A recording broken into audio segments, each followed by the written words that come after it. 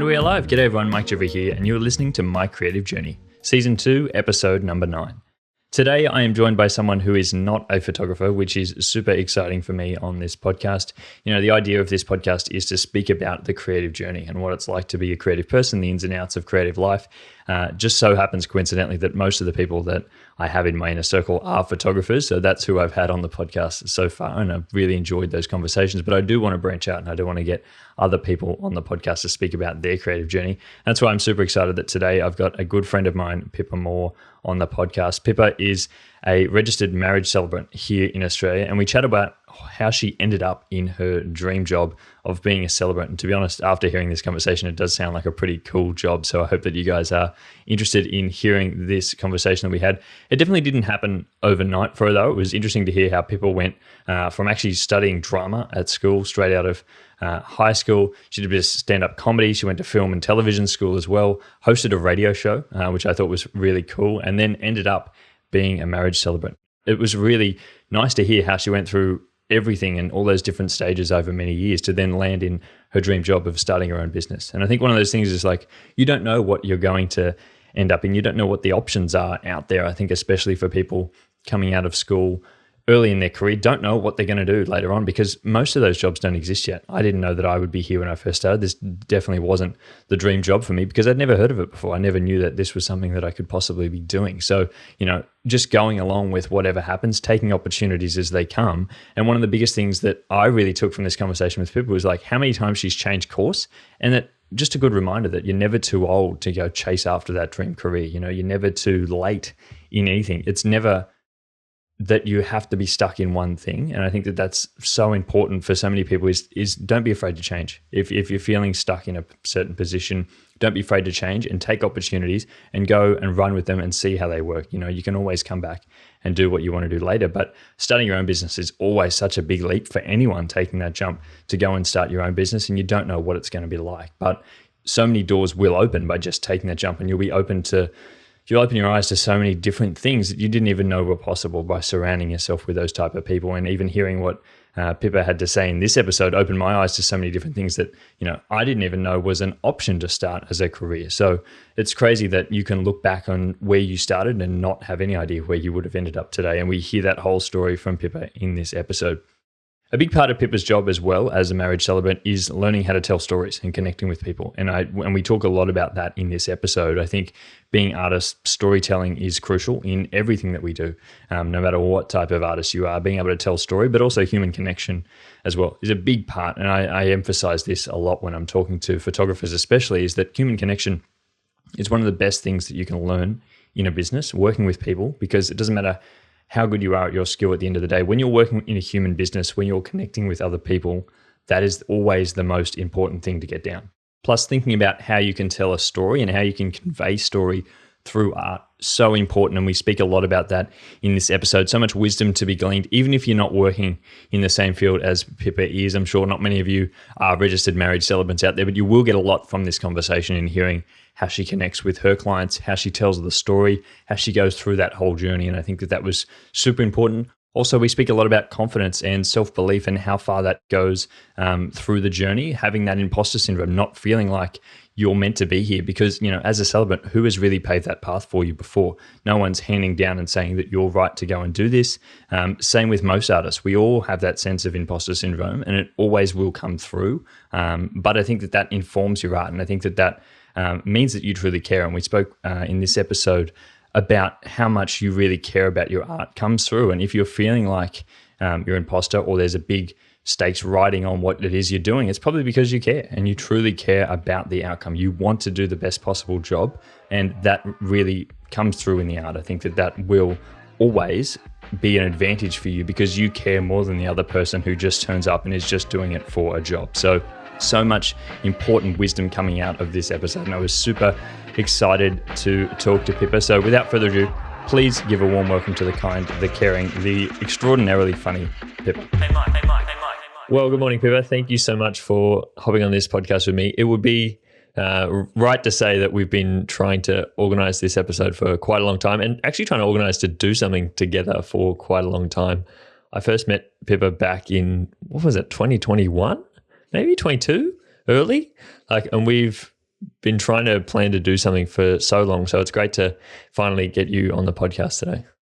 Oh, thank you so much for having me, Mike. It has been a long time coming. And can I tell you, I've been looking forward to this for weeks. So it's really special to have this finally be happening. Thank you for having me.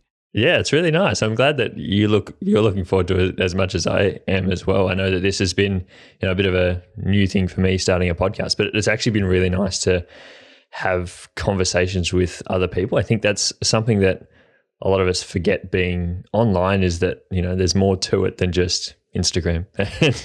Yeah, being able to have connections and build, connections with other people and have conversations and hear about how other people do things is what really inspires me. So really excited to get you on today.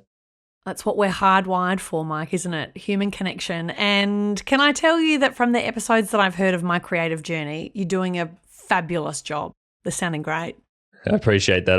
Especially with someone who has a background like yourself. I feel like you're very well equipped to be on this episode today, and I'm excited to kind of jump into a little bit of that. Do you want to tell the audience what it is you're doing at the moment, and then we'll jump back into how you got started?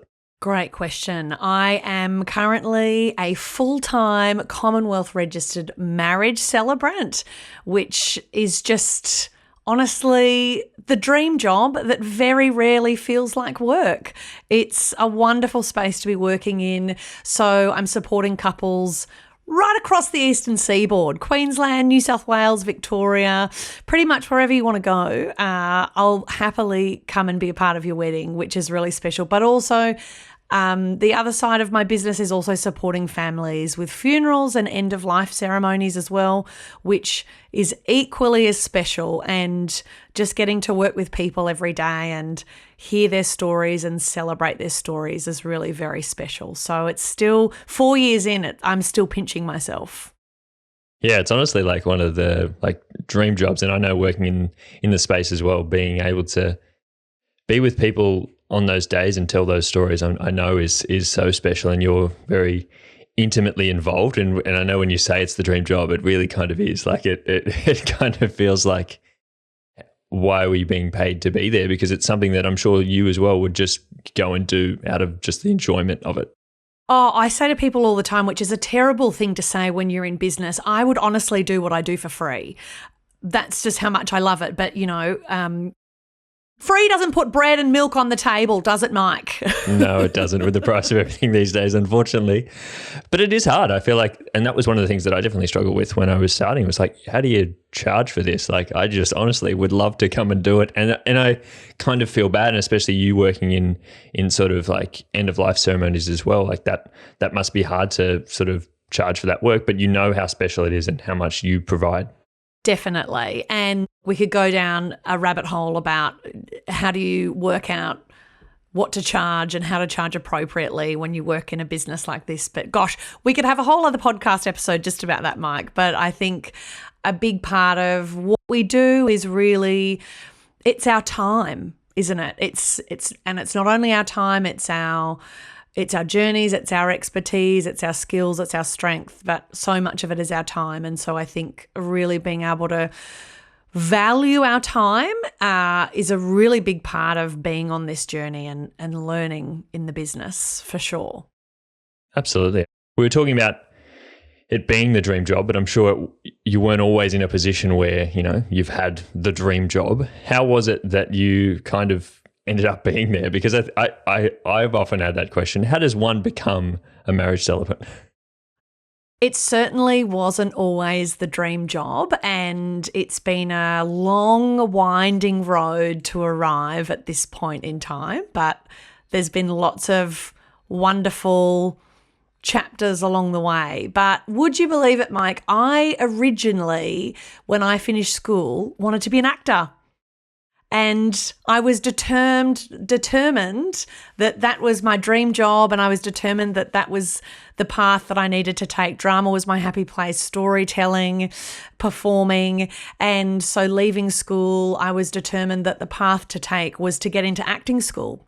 And so when I auditioned for acting schools and didn't get in, that was the first of very many career curveballs that were thrown my way throughout the last sort of 10, 15 years of my life. And so enrolling in a drama degree at uni and feeling like a total fish out of water, like I was not in the right place at all. And for some reason, it felt like everybody else had gotten the memo about how to do university and I had somehow missed that.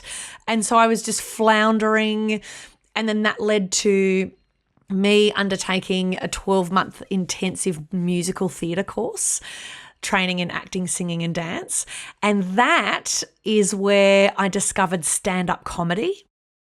So that was another sort of little interesting exploration. And so back when I was very young and very brave, Mike, in my late teens and early 20s in Brisbane, I would do the pub stand-up open mic night comedy circuit, which looking back now was the most terrifying thing I've ever done. And you couldn't pay me to do it now. That experience really helped you today. Yeah.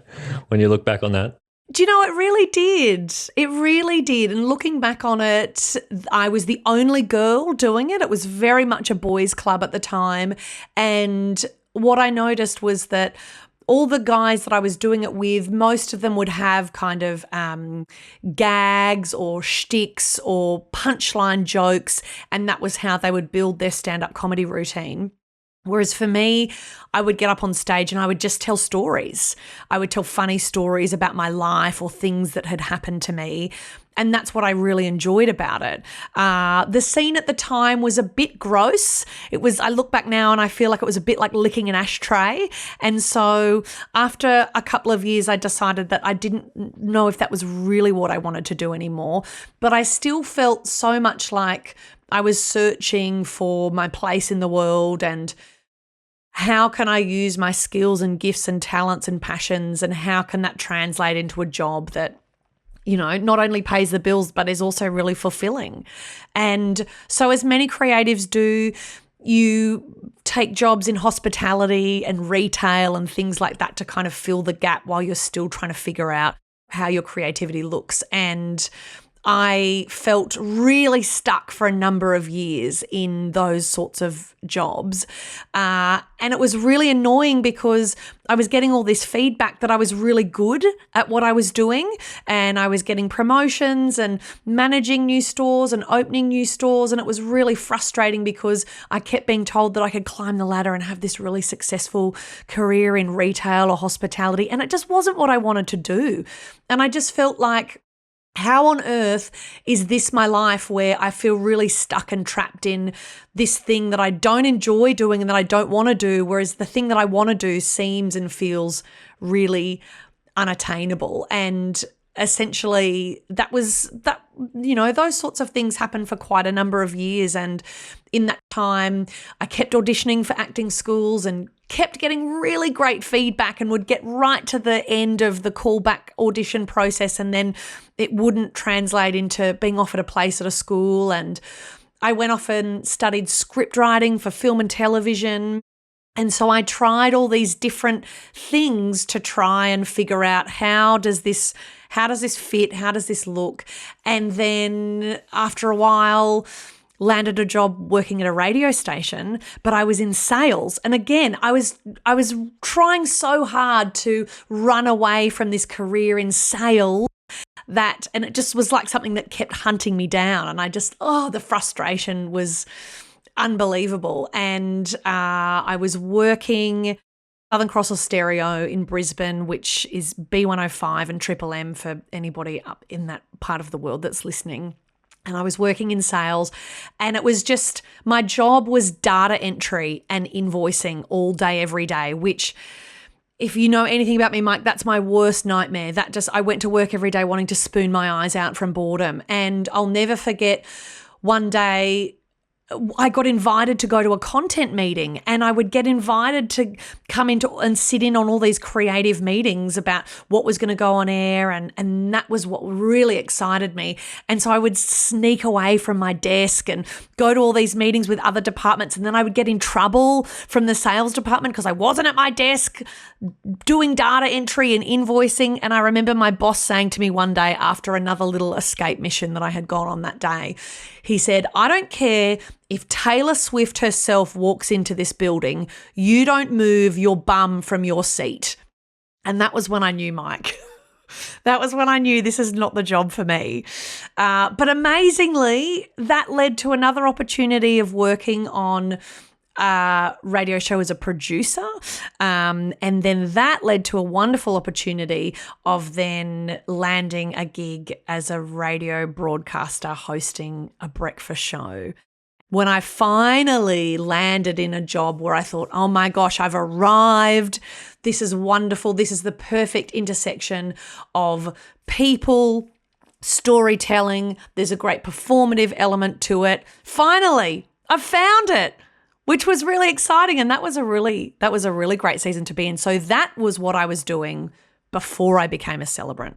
I wanted to ask, how does one go from being a data analyst to a producer to a radio host? What was the connect there? It definitely was a case of a little bit of right place at the right time, but in the totally wrong area I was dream job adjacent, and it was so close and behind the panes of, double walled glass in the studio. I was like, that's where I'm meant to be. And I'm so close and I'm stuck on the other side. And hilariously, it didn't take very long for the heads of my department to realize that I was terrible at data entry and invoicing, and that it wasn't what I was meant to be doing at all, and that in fact I was very creative, and that really I should be on the other side of the double walled glass working in that department. And so they very graciously released me from my role, which I think was a great call on everybody's part. But they very generously said to me, look, we really know that content is where your passion is, and we know that that's where your potential is. Even though we're not renewing your contract, hold on to your swipe key. And if you want to come in on Saturday mornings and volunteer, we've got a sports show on the weekends that doesn't currently have a producer. And if you want to come in during your own time and learn the ropes, you're really welcome to do that. So what a gift I was given. And so it was this lovely kind of backdoor entry into the world that I had wanted to be a part of for so long. And, it was so incredibly generous of the people in that building to not only really recognize that that was what I was passionate about, but also, even though they knew that I was terrible in the sales department, that they really saw some potential in me, and that they were generous enough to let me keep coming into the building on weekends. And so that's something I'll never forget, that people were really willing to just be generous in giving me that opportunity, and I will be forever grateful for that. How long were you going in there and volunteering as a producer for? It would have been probably, I reckon, best part of a year. And during that time, again, even though I wasn't on air, I wasn't on the microphone, I was really learning how to build a radio show and the different elements that are required in terms of how to build a show, how a show flows, different segments and pieces of content that you need to include, how to break them up, what the audience really needs, what requirements you need to meet from an in-house perspective as well. So I learned so much during that time. And so then when it came to hosting our own breakfast show, I had this wonderful set of skills already in my back pocket where I could walk in and go, oh, I know how to build a radio show. I know how to produce a show. And that was such an invaluable skill set that I wouldn't have had otherwise. Not everyone could make that leap from producer to host. Were you doing anything else in that sort of lead up to practice your skills? Because I feel like jumping straight in as a host from a producer role is a big leap. What were you doing to practice your skills on the mic before you'd started? Oh, great question. I was recording demos with another guy that was in the building at the same time that kind of was hoping to head on the same trajectory that I was.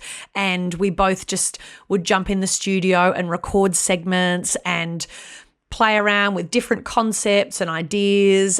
And we would bounce off each other. And then what we ended up having is a really great set of kind of demo recordings that when the time came and I just thought, I'm ready to audition and demo for a show, and I'm actually willing to just go wherever the work is, whether it's to the middle of nowhere. I'm really willing and desperate at this point in time to make the leap, and I'm ready, and nothing was holding me back at that point. Yeah, that's really special, because I feel like a lot of people are scared to see those opportunities as opportunities, but sometimes, you have to be willing to know what your end goal is. Like, you sound like you've had a strong why ever from doing stand-up to knowing that it wasn't what you wanted to do, but you had to get in there to get the practice in. and a lot of people would be turned off by that, I'm sure. Oh, and I think it's so frustrating when your journey is not going on the trajectory that you had always thought it would go on, or your plan A is not working and your plan B is not working and your plan C is not working, and you can feel really adrift. And I certainly had seasons of my life where I felt that very much. And someone really wise said to me, probably when I was in the midst of feeling that way very deeply, that nothing is ever wasted, and that even though at the time you might not be able to see the relevance and the value of the season that you're in and what you're doing in that season, it might not be until years down the track that you can look back and go, oh, gee, I'm so grateful that I had that random season of my life working at a shoe store, because even though I couldn't see it at the time, I now have skills that I'm using in my dream job. And I'm so glad that it worked out that way, even though it felt so random and unconnected at the time. I was speaking about this in the first episode of my podcast about working in hospitality. And I think one of the big reasons that I went and started in hospitality, as opposed to something that was, I suppose, more industry adjacent, was to get the skill of talking to people. Because I feel like so much of what I do and what you do is working with other people. So if I know how to have conversations with people, talk to them about everyday things, I think that brings so much more through, and it becomes off so more genuine when you know how to do that. Because before it was just like, I need to know how to be a good photographer or a good artist and do what I do. But so much of what we do is working with people. And so, yeah, that experience, I'm sure, over the years has been so helpful, working in so many different places, being in positions where things may not have always gone your way, but knowing how to work with people to get things done. The wedding industry is a people-focused service industry. It is hospitality. You are serving people. And so if you don't like working with people, maybe this is not the industry for you, because we are serving people all day, every day. And that, I think, it's only now that I'm a celebrant that I can look back at the seasons of my life where I was working in retail or working in hospitality, where all day, every day it was talking to people and listening about what people want and listening to what people need. And I can now realize, oh, weddings are actually really similar in a lot of ways. And I hadn't made that connection for a long time. And the irony is I spent years of my life running away from those industries, thinking that that wasn't where I wanted to be and that wasn't what I wanted to do. And yet here I am. My job as a celebrant is to serve people. It's wild. It's wild, because I think a lot of the idea of a creative person is like, we're going to do it for ourselves, and we have this dream in our head of what we want to do and how we're going to create this art, and it's only just going to be for me. And I was having a conversation recently with someone, and we were talking about who art is for, like, what are we doing it for at the end of the day? Like, are you just creating for yourself? Because that'd be a very sad existence in my mind. It's like, I want to give to other people, and most of us probably do as well, but we forget that along the road of like who it is we're actually working for. Definitely. And I think that's why it's so important to be really clear on our why. Why are we doing this? And what's really the sole purpose and the reason that we're in this business doing what we do? Because you're right, Mike, let's be honest, for a creative person, there is always going to be an element of ego to what we do, whether it's people clapping because you're on a microphone entertaining a crowd, or whether it's creating incredible visual work through photography or videography and people really congratulating you on how wonderful and visually beautiful that is, or whether you're a musician or a florist. There is certainly that part of ta-da performative element to it. But I think for me personally, I've definitely been able to connect that back to discovering about myself. Actually, the thing that I'm really passionate about is people. and connecting with people and people's stories. And every single one of us has a story. And when we create space to be able to listen to one another's stories and hear each other's stories, but also when we celebrate one another's stories, that's what creates human connection, and that's what creates community, and that's what makes people feel seen. And that's so important. That's the stuff that we're hardwired for. When was it that you sort of came to that realization that, story and being able to tell people's story is the most important thing? When I was working as a radio broadcaster in my late 20s at this stage, I had finally made the leap. I was hosting my own show every day, and I thought, this is it. This is the beautiful moment where storytelling and people intersect, because you're waking up every day, people are inviting you into their cars, into their lounge rooms, wherever they're listening to radio, and you're sharing stories with them, they're sharing stories with you. It's brilliant. And then as I was coasting along, really feeling like I was thriving in my dream job, I became engaged to a farmer who is now my husband, Farmer Lewis. And the challenge at that time was Lewis was living and working on the farm where we now reside, that was an hour away from the studio where I needed to be at sort of 4:30, 5 o'clock every morning during the week. And so for me to be living on the farm and commuting an hour at that time of the day every morning we realized very quickly that that was not going to be sustainable.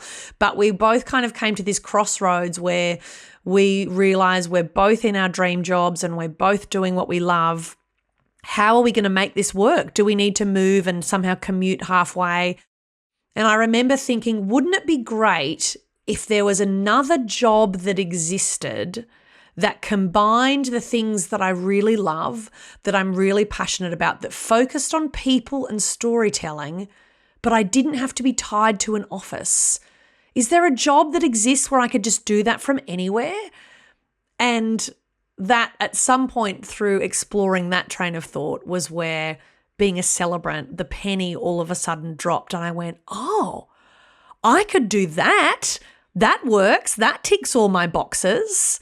And so I started, as I was hosting on air, and I started studying to be a celebrant, really thinking it was very much just going to be a side hustle, for fun on weekends. And then during that pesky pandemic that weaseled its way into all of our lives, all of a sudden, overnight, my job was made redundant, which was this really bizarre moment where it had seemed like everything had really aligned and I had arrived in my dream job, and then all of a sudden the rug had been pulled out from underneath, and I was part of a really, really large scale kind of redundancy where about 65 radio announcers lost their job overnight. And so it certainly wasn't just me, but it really deeply affected a lot of people. And instead of panicking about that, which of course that's your first thought, your income and your way of living and surviving in the world has all of a sudden been taken away from you. And I remember Lewis coming over for dinner that night and me having to tell him, I don't have a job after tomorrow. And Lewis's response was, great, you're going to move out to the farm, finish your studies, and you're going to become a full-time celebrant. This solves a huge problem. Pack your bag, let's go. I love the optimism that it's just going to all happen, because I feel like you do need a bit of that. Totally. You just have to have that naive belief that it's going to work, because I'm sure for you just saw it as something that was just going to be a thing you do on the side, because maybe you hadn't seen anyone else actually make it work in that way. But just having the belief that it'll all be okay. I know how passionate I am about it and I can make it work is the attitude you have to go in with. And I'm so grateful for Lewis in that moment, the eternal optimist, glass is always half full, and, his attitude of, it'll be right, we'll work it out, don't worry about it, let's go, let's get on with it, let's move on to the next thing. And what's been really lovely is that now that redundancy was the biggest blessing in disguise, because here I am 4 years later, working as a full-time celebrant, being able to live with my husband, travel for work, but also not have to be tied to a certain office or a certain location, and having my days be filled with meeting people, getting to know their stories and celebrating their stories with them.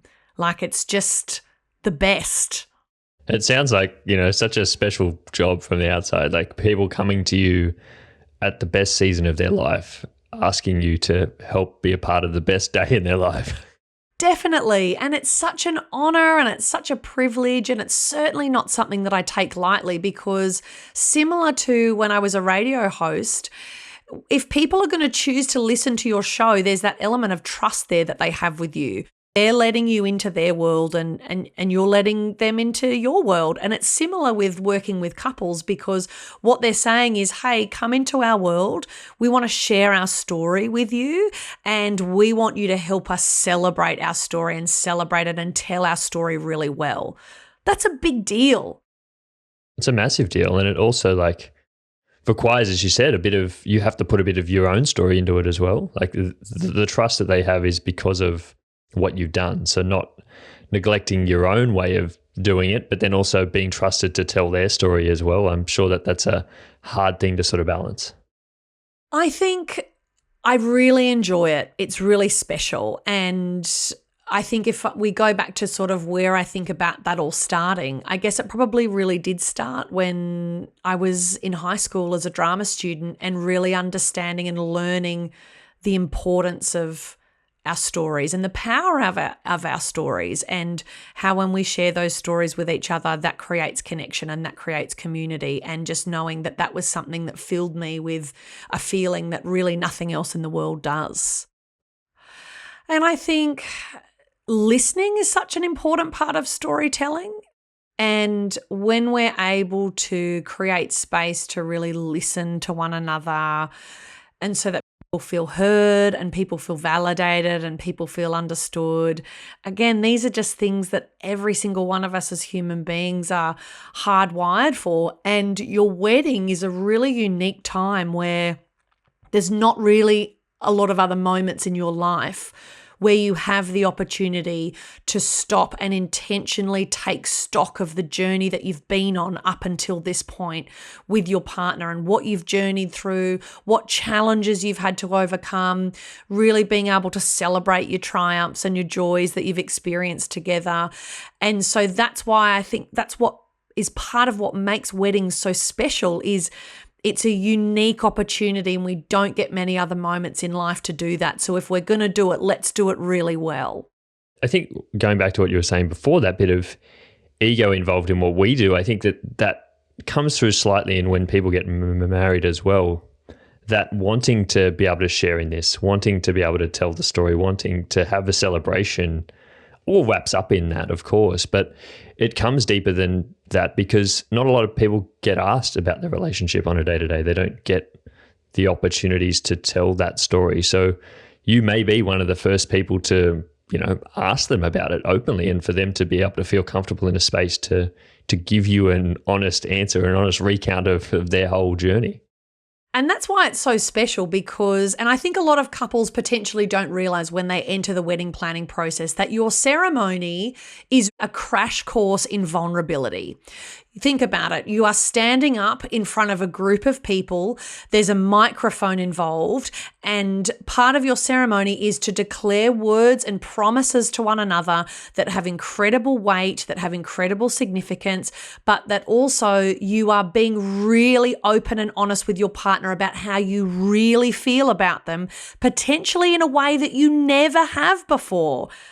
And so a lot of couples, I think it takes them by surprise when we start to journey down the process of getting to know your story, getting to know each other, opening up about what you really value about your partner, what you really value together as a couple, how those values are going to inform your wedding day. You can do a very deep dive. It gets pretty deep pretty quick. And I think it takes a lot of people by surprise, because maybe they think that, your ceremony is just a box that you have to tick on the day that's fairly generic, and it's just somebody turning up and having a yap on a microphone for half an hour. It's so much more than that.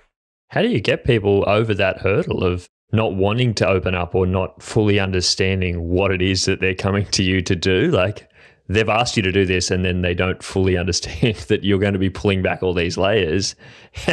How do you take them on that journey and say, no, it's going to be all right, I'm going to hold your hand through it?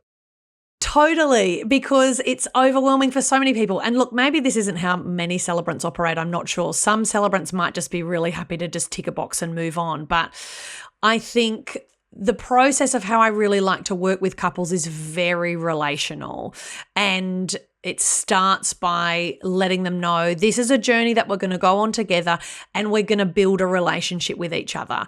And as we build that relationship with each other, that's when we're going to start to peel back more and more layers. It's time spent with each other.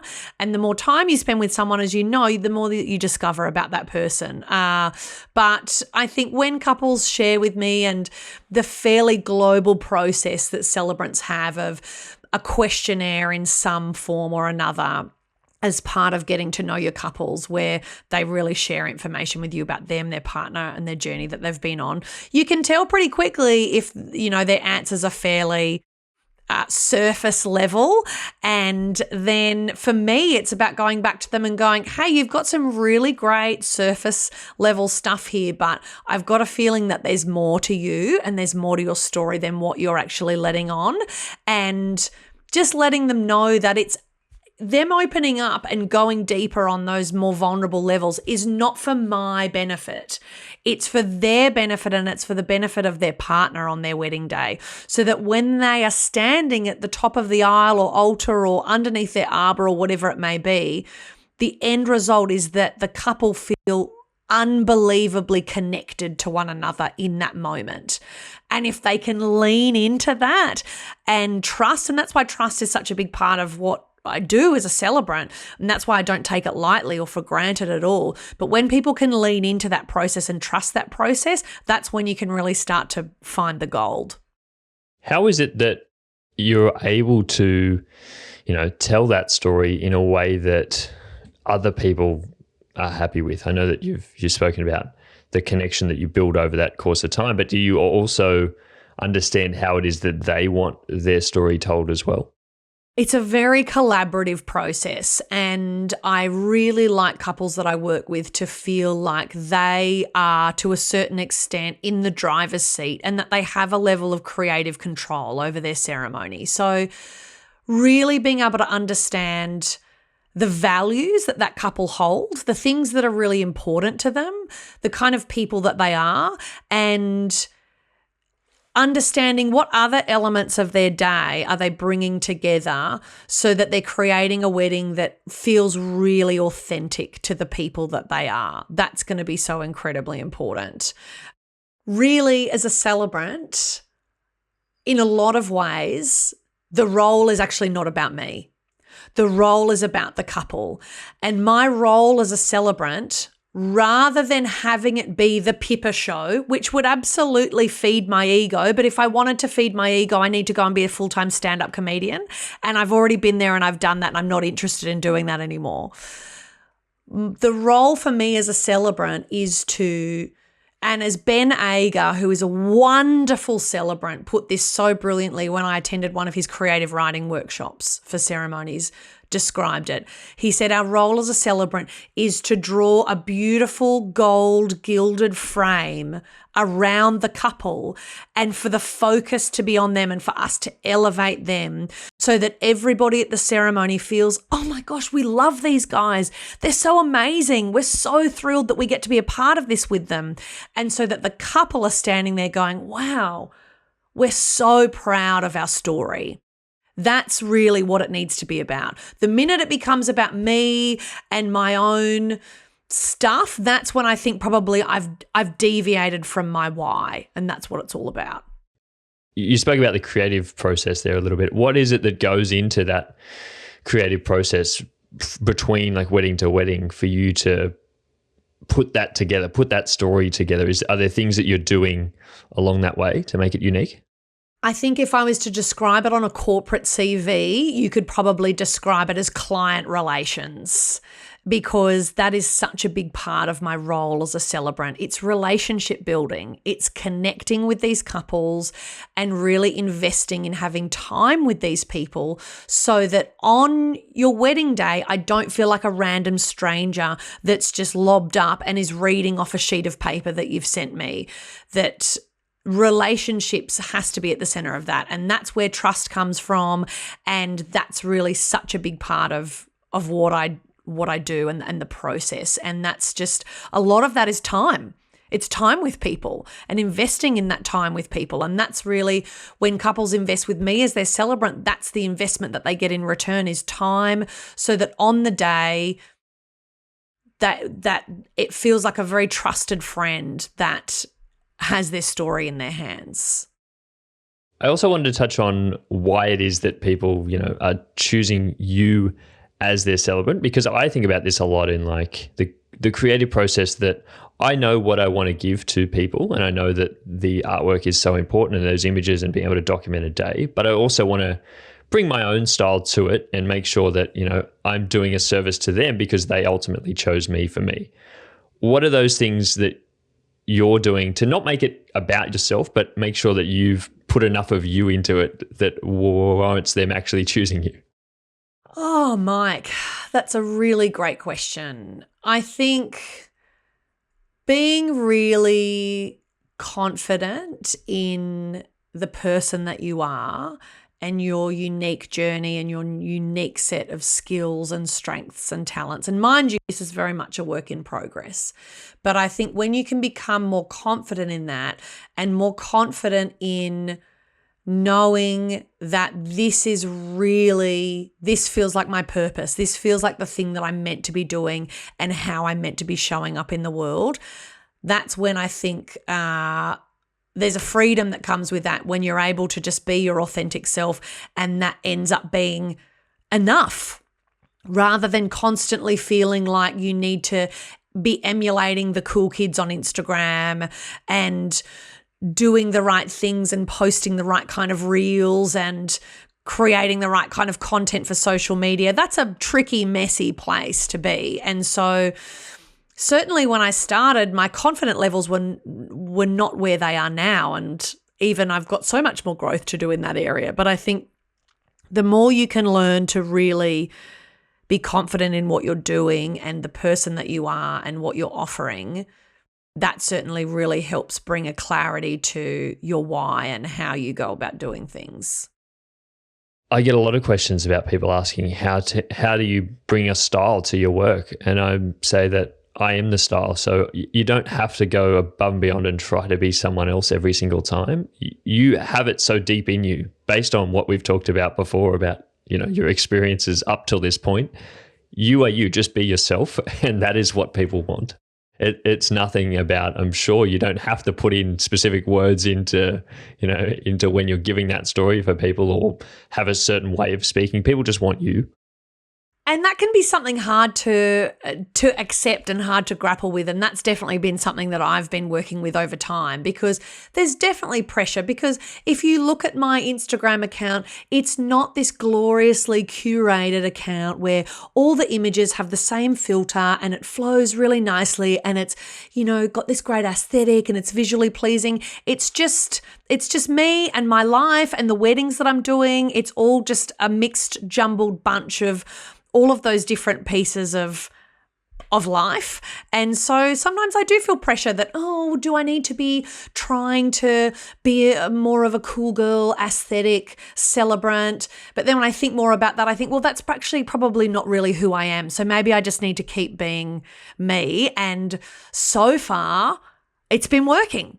So I have to probably have a level of trust in that. Absolutely. You have to stick to that and say, well, why do I love what I do so much? Why am I working with such amazing people? Well, because I am who I am and I'm attracting the people that want to work with me. If I go away from being me, I start bringing in people who may not like me for me. It's that spiral of like, if you're never truly yourself, you'll never understand what it means to work with people who just want you.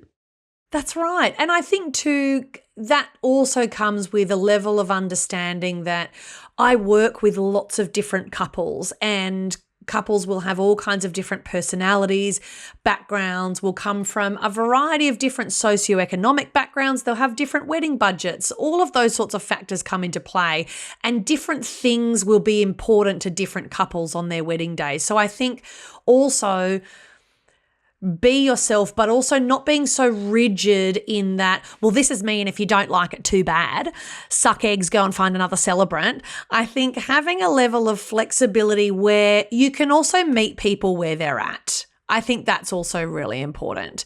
And if there are values that they hold that don't necessarily align with yours, that's okay. Or if there are things that they want to do that are really important to them with their ceremony, or if there's a way that they really want to honour their family or incorporate some beautiful traditions into their ceremony, really that's okay, and allowing them the space and the grace to be able to do that, and rather than sort of kind of being too rigid in what I think is best. It needs to always feel right for the couple, and it needs to always reflect the couple in an authentic way. Yeah, I think going back to what we said before about who it is we're working for, I always draw that distinction between being an artist versus me, who I think I'm in a creative service-based industry where I'm serving people. I'm not a pure artist. And yes, I can go on about how much you need to be yourself, but there's that flexibility, as you said, about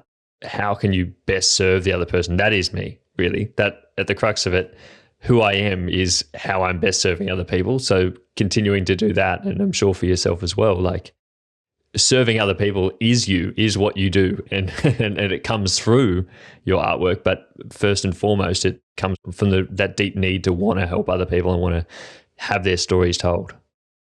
That's right. And just keeping them at the center, keeping them as the focus. And sometimes a couple, depending on the people that they are and the kind of guests that they're having at their wedding and the kind of tone that they want their wedding to have, you can kind of dial up a certain aspect of your personality and a part of what you do.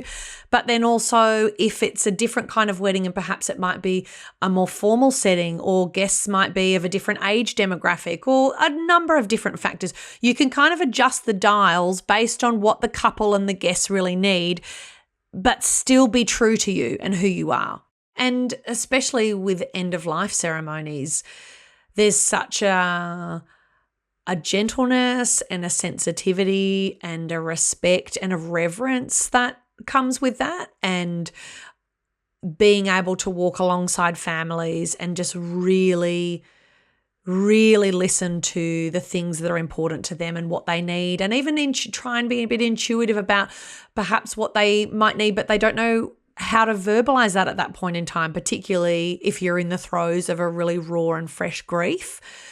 Those sorts of things are really important to be mindful of as well. So it definitely varies for sure. And that comes with the experience about you having been there more than that person. Like, to that person, you are the expert in that field because you've done it so many times, and they're, I'm sure, happy to give that to you and say, well, you probably know the words more than I do.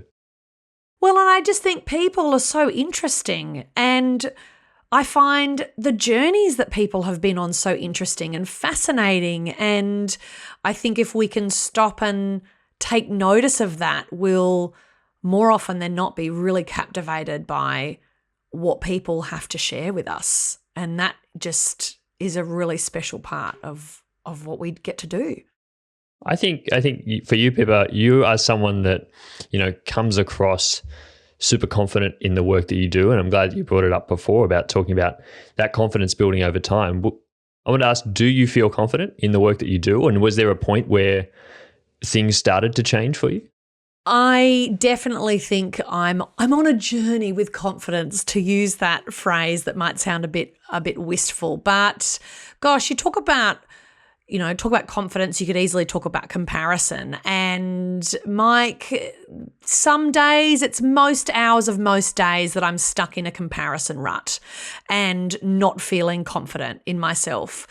I think as I'm growing in my business and journeying through the business, and as I do it for more and more years, and this is the 4th year that I have been a celebrant, and it's the first year that I'm a solely full-time celebrant, it grows slowly over time. But I definitely think we're always on a journey with that, for sure. It certainly doesn't always come naturally at all. I don't know anyone that it comes naturally to, and even if they do, I think they're not being completely honest with you if they do say that they are 100% confident in every situation, because I don't think you ever can be. And especially with the moments that we work with, there's always an element of things could go wrong, or you may not feel like, I think when it comes down to it, it's because you really care, and you wanting to tell that story of people who are feeling like, well, it has to be it's a big day, and I want it to be the best thing, ever. I want it to be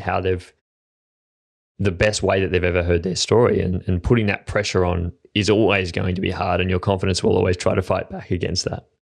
I think about when I was in my earlier years as a celebrant starting out, when I would arrive at a ceremony and something would have gone wrong with the weather. For example, I think about a particular ceremony that I had really early on in my celebrant career, and it had been pouring rain at this venue in the week up to the wedding, and the couple had said, we want to have the ceremony outside. We don't want to activate our wet weather plan. We want to have it outside. And on the day of the wedding, the rain had continued, and they were just really sticking to, no, we want to get married outside. And so guests were sitting in wet seats, and it was pouring with torrential rain during the ceremony. Everybody was getting wet. My speaker was getting wet, and nobody was having a good time. But I think at that point in my career, I was so wanting to please the couple and have it be what they wanted that I didn't have the confidence to say, hey, listen, I know that this is your plan A that you've envisaged, and it's really normal for us to have a plan A of what we want. But let's take a moment and think about your guest's experience. As great as Ryan and Rachel made it look in the notebook, nobody wants to sit in the rain and watch you kiss. It's not fun for anybody. You've spent a significant amount of money on your hair and your makeup and your shoes and your dress. I have thousands of dollars worth of audio equipment. I don't want that to get wrecked. I don't want to have to send you a bill so I can go and buy a new speaker. And sometimes, and now I'm much more confident with things like wet weather plans and phrasing it to them in a way that says, let's not only think about your experience of the day, but let's think about your guest's experience. And let's think about what's going to keep everybody having a wonderful time. And so let's move to the veranda, because it's all going to be okay. I promise you, it's still going to be wonderful, and everybody's going to be warm and dry, and no one will be miserable. I've got much more confidence to say that now than I used to years ago. That's always a difficult conversation. I did one a few weeks ago that was pouring rain, and we had to move it half an hour before the ceremony was meant to be outside a beautiful venue, but we had to move it, under the gazebo, which wasn't as nice. But ultimately, it's for why do you invite all these people here? Because you want them there and you want them to have a good time. If you didn't want them there, you wouldn't have invited them. So it is kind of about them a little bit as well. I think being generous and thinking about not only your experience but your guest's experience can be really helpful. But also now I've grown in much more confidence in terms of things like, okay, if it is pouring with torrential rain and the couple are like, we absolutely want our ceremony plan A, it's having the confidence and flexibility to go, okay, do we have some flexibility with the ceremony start time? Do we push it back half an hour? Then it's about communicating with your other suppliers, the photographer, the videographer, the venue staff. Right, okay, we're going to get everybody into the reception area. We're going to kick off cocktails and canapes early. We're going to keep everyone fed and watered and dry and warm. And then we're going to watch the forecast, and in 20 minutes, we've got a 20-minute window. So then let's herd everybody out and let's get this done. That stuff I feel a lot more confident about doing now. So, but I think for couples, sometimes you can get a little bit, and that's normal. You're thinking about you and your partner. But I think not only thinking about your experience on the day, but thinking about your guest's experience and thinking about how can we be kind and generous to our guests. That's something that I think is helpful to think about. Was there somewhere that you learnt that from? I feel like there's no real playbook for being a celebrant. You absolutely learn on the job. You train for 12 months to be a marriage celebrant, you complete your certification, but then really so much of learning how to do the job happens on the job. So it's one crash course after another. And then after a while, you sort of go, oh, that's okay. I know how to handle this before because I've encountered this before.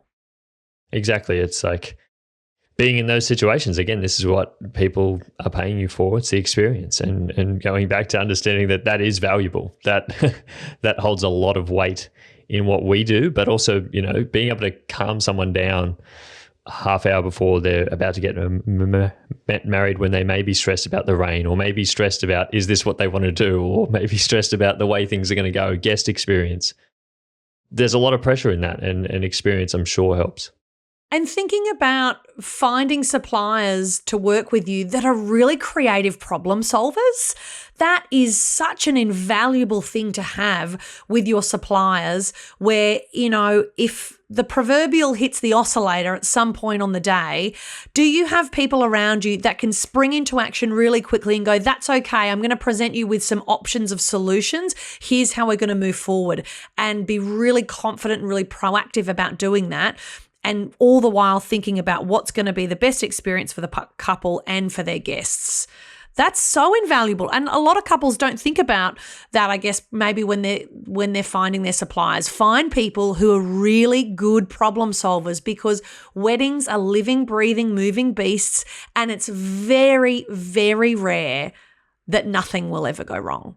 Very, very rare. Something will always go wrong. But the best weddings, I always think, are the ones where things go wrong, but they never find out. That's the ultimate aim. Like, things will always go wrong, but how can we, as you said, be problem solvers to make sure that we do what it takes so that they never feel like it happened?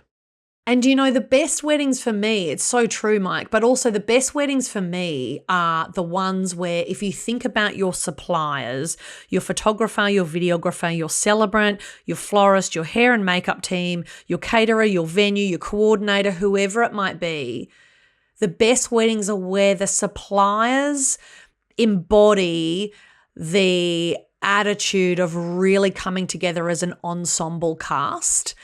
And back from my theatre days, which feels like another lifetime ago now, you talk about the ensemble cast, mentality a lot. And the ensemble cast mentality is, it doesn't matter if you're the lead, how many lines you have, how much stage time you have.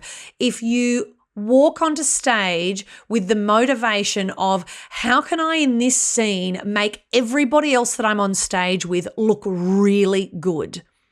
If you think about that, and if you imagine all of your suppliers having that attitude on your wedding day, the whole thing immediately elevates, rather than suppliers working as their own little islands. And I'm a celebrant, and I just worry about the celebrant part of my day, and I'm not worried about anything else. I'm a photographer. All I'm worrying about is whether or not I'm getting to golden hour on time. That's all I'm worrying about. And when you can tune into that, you notice that really quickly. It becomes really obvious when you're working at weddings where the suppliers are all coming together with the common good of the couple and everybody's experience, or if they're all just working as their own little islands. And Mike, what I love about working with you, and I distinctly remember our first conversation that we ever had at our first wedding when we first met, is that I could immediately tell that your attitude was one that was really collaborative, and that you genuinely wanted to work well with everybody else to help everybody else's job be really easy and help make everybody else look great. And I think if as suppliers and vendors, we can all go in with that posture to a wedding, the couple are going to receive a much more brilliant experience on all fronts. And that's what it's all about, right? Exactly. At the end of the day, that's what we're trying to do. And I appreciate that little bit of praise there. But I think that is important. I think you are working for a team. You're not in it together. No one has been booked individually. You've all been booked together as a team. Although you may not know those people beforehand, it's like, how can we come together and make this the best possible day for this person? And I think that just relates across industries. So whenever you're working with someone, like, there will always be other people with different opinions than you, but how can we come together and make this the best possible thing, not just for you, but for the outcome of what we're here trying to do? Totally. Collaboration is key. Absolutely. So find suppliers that are really collaborative and that love working with other people. And regardless of whether they've worked with other suppliers before or not, that they have an attitude of, I love introducing myself to photographers as soon as I arrive at the ceremony, especially if I've never worked with them before, because it's about creating that connection really quickly and really clearly of, hey, how can I make your job really easy today? And how can I make you look really good? And if that's a mutual exchange, it's really fun and it makes everybody's job really easy. Oh, it definitely does. I've had that experience a lot before in the past where people, aren't necessarily as open, and it does make it hard to collaborate and hard to get that sort of win on the day when people aren't playing for the same team. That's why I'm so glad that we've been able to have this conversation, Pippa. I feel like we come from, opposite ends of the world, but it's great to sort of mix our combined experience, and it's been amazing to hear your journey on this episode today. What is the next thing for you? Are you working on anything currently? What's the plan for you moving forward? I know that as creatives, we often not super well planned, but what's the next aspiration for you moving forward?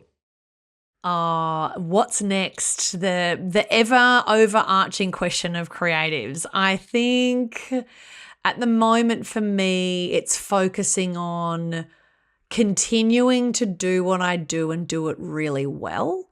And there's lots of ways that I can continue to improve with what I do. And so that's really important to me. But a little bit further down the track, long term, I really enjoy working in the funeral and end of life space. And that's something I'd love to continue doing and to do more of. But also, Mike, I'm not just passionate about weddings. I'm really passionate about marriage. I'm a big fan, a big advocate. And so I think, wouldn't it be cool if maybe down the track I could use my skill set as a celebrant to really help equip couples with some really great strategies and tools for the rest of their marriage rather than just their wedding day? Because, your wedding day, it's a crash course in how do you communicate with each other? How do you solve problems? How do you solve conflict? How do you have hard conversations with family members or each other? How do you compromise? How do you plan a large scale event when you've likely never done it before? How do you be vulnerable with each other? How do you express how you really feel about each other? All of that stuff happens in a really small, condensed time frame in over maybe 12, 18 months, sometimes a lot less than that. So, and I think it would be really great to continue to support couples after the wedding process so that not only is their wedding great, but their marriage is great too. So how that looks, I don't quite know, but stay tuned. That's a great one. I'm sure that you would do incredibly at that because, as we were saying before, that's probably the first time people have ever opened up about their story and things that have happened, and you're having to put them through that crash course, and hopefully they have a great experience with that. But then it's like after the day, we just throw them out into the world and hope for the best. Totally. And that's the hardest part of this whole job, Mike, is saying goodbye at the end of that process. You're waving a hanky with a tear in your eye as they sail off into marriage together after really getting to know their story on a really deep personal level. And then they don't need you anymore. And that's really hard. And I definitely feel very sentimental and get very emotional when weddings are over because I love building relationships with couples, and after the wedding's over and they don't need me anymore, I want them to succeed and I want their marriages to be wonderful and, full of joy and in times where the journey of life becomes more of a struggle, as it does at different times for all of us, that they are equipped with everything that they need to succeed. That's what I'm really passionate about too. And hoping that they look back on that day and remember, that you were there, remember how you told that story, and hopefully that is a reminder, for them to continue on, because again, on that is the day, that's how you want your marriage to be remembered when things do get hard, and they will, as you said, like remembering why you started, why it was you were there on that day, and how that was told. I think that's just so special. Yes, remembering your why as a couple and remembering the truth of that. And you're so right, Mike. I love the thought that as we journey down the path of life, that the story that is shared on your wedding day can always be something that you can return to. And the truth and the beauty and the goodness of that story always remains. And isn't that great that the truth of our story doesn't expire, doesn't go out of date? And so they're always going to have that as a beautiful memento, but also as a memento of the people that were there celebrating with them, their village, the people that are committing to support them on their journey. Yes, that's so important. And that's what I love. And that's my hope for people, is that their ceremony is always something and their story is always something that really positive that they can return to and that they can remember. Exactly. That is the most special thing that I ever give to people, is the images of their day, because I think I know more than most how long that they will have those for. And even though they may not realize it at the time, and convincing them and convincing people generally how important photography is, I think, but equally the work that you do as well, how important it is, because that will hold on for so much longer than what the other drama or the other things that went wrong on the day, or things that, are just sort of fleeting memories. These things will last. It's very special indeed. Well, if I ever get married again, which I don't plan on it, I would love to have you there, Pippa. But sign me up, Mike. I'm available. Maybe we'll just have one. Maybe we'll just do a vow renewal just to have you there. That would be incredible, because I think that... Seriously, don't joke. I'm a big fan of vow renewals. I think more people should be doing them. Definitely. I think so as well. I think, why just have this special day once? Why, and as you said before, why are we just only talking about our story and only talking about our love on one day, opening ourselves up? I think it should be exactly more... A lot of people should be more comfortable to actually speak about it in their own daily lives than we are. So, for sure. Where can people find you, Pippa, if they have enjoyed today's conversation and would love to hear more from you? And I'm sure that you should definitely go check out Pippa, because I know you were talking about your Instagram before, but I think it's very much an extension of your personality. Oh, thank you, Mike. pippamore.com is my website. That's where people can find a bit more out about my services and connect with me. And also Instagram is at @pippamore_, little underscore at the end. That's where people can find me on the gram, doing all kinds of things, weddings and cooking camp ovens with Farmer Lewis. It's a whole array of things you can find there. So enjoy. Come hang out. Everything is happening. I'm surprised you didn't bring that up as a future endeavor as well. I feel like that needs its own story arc, your cooking adventures with Farmer Lewis. Oh, look, we had a friend say to us over the weekend, can you please audition for My Kitchen Rules? And I'm sure we'd be cancelled within the first 5 minutes if we were on a show, but maybe it would make for entertaining 5 minutes of television. Who knows? I say you just start your own show. You don't need any permission from anyone else. Don't need to go back to the old days of where you had to audition. Just start it yourself. I'm sure there would be a lot of people would love to see it. Just go for it. Oh, thanks, Mark. Absolutely. Well, thanks for the chat today, Pippa. I really appreciate it. It was honestly such a insightful to hear your journey, and I'm sure that a lot of people will gain a lot from this. Thank you so much. I'm very used to hearing other people's stories, so it was really special for you to create some space where I could share mine. So thank you so much for having me, Mike. It's been so much fun. No worries at all. Well, that is the end of today's episode. I really hope you enjoyed listening to this conversation half as much as I enjoyed having it. If you did enjoy today's episode, I would really appreciate it if you did leave us a 5-star review on Apple Podcasts or a 5-star rating on Spotify. Or if you're watching over on YouTube, give us a thumbs up and leave us a comment down below to let us know that you did enjoy this episode. Also, feel free to share this episode on Instagram and tag me at Mike Jeffrey Photography so I can reshare them on my stories. And also message me and let me know who you would love to hear on an upcoming episode of this podcast. I've always tried my best to be able to have conversations with people who are in the creative space and people that I think would be a good fit on this podcast. And I would love your input as well. In a very privileged position at the moment where, I'm able to reach out to people and have them on my podcast and have really interesting conversations with a whole range of people in the creative space and talk about their creative journey. So if there is anyone you would love to hear from, please let me know and I will do my best to try to get them on the podcast. At this time, I would also like to acknowledge the first creatives of the land on which I am recording today, Aboriginal and Torres Strait Islander people of so-called Australia. As we tell stories of today, I just want to reflect on how First Nations people here and across the globe have guided and informed our understanding of the creative journey. But until next week, friends, have a lovely week, and I will speak to you all again next Monday. Bye. Editing and post-production on this episode was done by Mossy Media, and music was created by JWPATON.